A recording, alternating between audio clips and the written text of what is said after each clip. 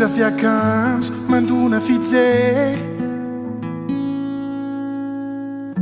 mba faniriko loatra raha ianao airery revongala ihany ny hafa ianako salode kanto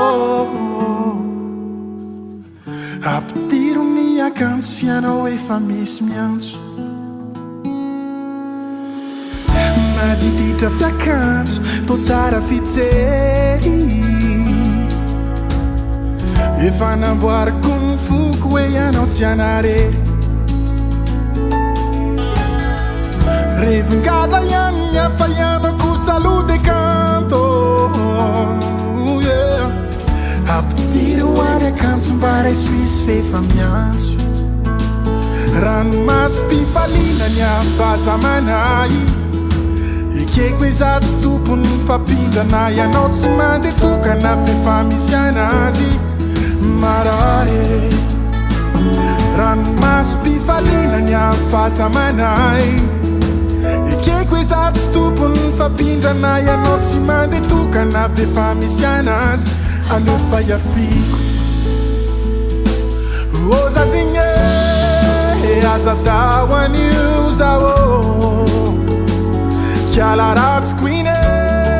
fa tafalatsaka loatra minao ozazigny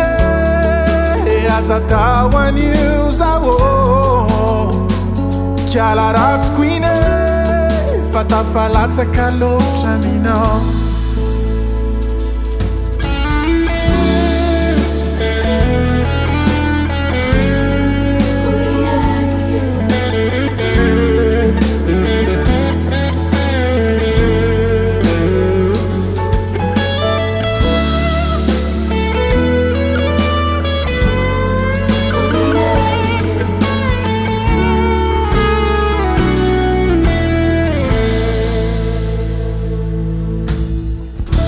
tsy anjarany amitsika fitatrany ambolo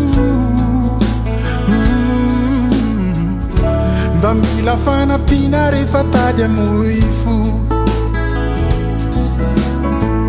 te atsampy mafy anao fianao rozy efa misy tsilo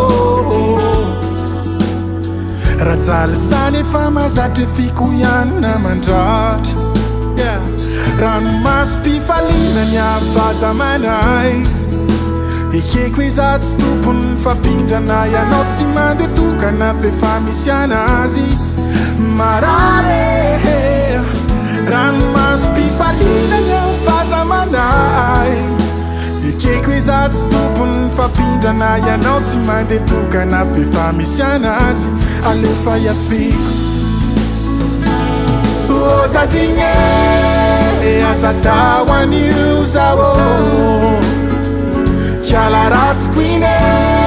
fa tafalatsaka loatra minao ozazigny aza tao an'io zaho kiala ratsiko iny fa tafalatsaka loatra minao ozazigny aza tao an'io zaho kiala ratsiko iny